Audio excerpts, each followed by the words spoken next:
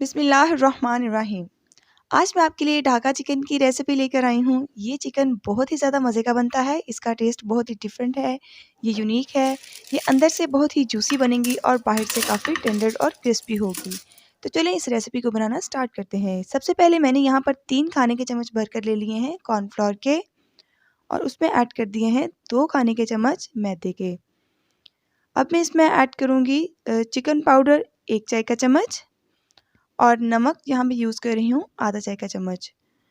Food colour यहाँ पे 1 चुटकी मैंने यूज़ की है। लाल मिर्च का पाउडर 1 चाय का चम्मच। सोया सॉस मैंने यहाँ पर आधा खाने का चम्मच यूज़ किया है और तिल यहाँ पर आप अपने टेस्ट के अकॉर्डिंग कर सकते हैं। मैंने यहाँ पर 1 खाने का चम्मच यूज़ किया है।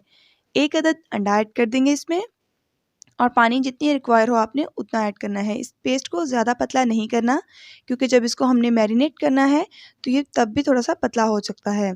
ये देखिए इसको थोड़ा थिक ही रखना है। इसको अच्छे से मिक्स करने के बाद इसमें मैं ऐड कर रही हूँ 300 ग्राम बोनलेस चिकन। चिकन को मैंने इस तरह से स्ट्रिप्स में कट कर लिया है। ये चिकन बहुत ही ज़्यादा शानदार बनने वाला है। आपने ये रेसिपी ज़रूर ट्राई करनी है।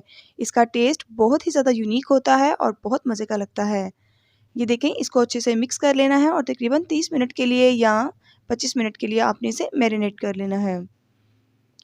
30 से 25 मिनट हो चुके हैं और यहाँ पर मैंने ऑयल अच्छे से गर्म कर लिया है और चिकन को आपने एक-एक उठा के तो इसमें ऐड कर देना है। ये देखें अच्छा से चिकन ऐड करने के फ़ौरन बाद आपने इसे मिक्स नहीं करना, यानी कि इसमें आपने फ़ौरन से चम्मच नहीं चलाना क्योंकि जो मैरिनेशन होगी इसके ऊपर लगी कोटिंग वो उतर जाएगी। 2 से 3 मिनट का स्टे देना है आपने इसको, इसकी फिर साइड पलटनी है। ये देखें इस तरह से। आपने इस चिकन की रेसिपी को रमज़ान में ज़रूर ट्राई करना है। ये आपके घर में बहुत पसंद की जाएगी। इसे बच्चे और बड़े सब बहुत पसंद करेंगे। और अगर अभी तक आपने मेरा चैनल सब्सक्राइब नहीं किया तो उसे सब्सक्राइब कर दें। ये देखें इस तरह से आपने इसे पलट देना है और ये देखें माशाल्लाह 7 से 8 मिनट में ये बनकर रेडी हो गया है। इसको ज़्यादा गोल्डन भी नहीं करना आपने, इस तरह से क्रिस्पी क्रिस्पी सा रहने देना है। ये मैं निकाल लूँगी और ये मैंने सर्व कर दिया है। ये देखें कितना क्रिस्पी बना है।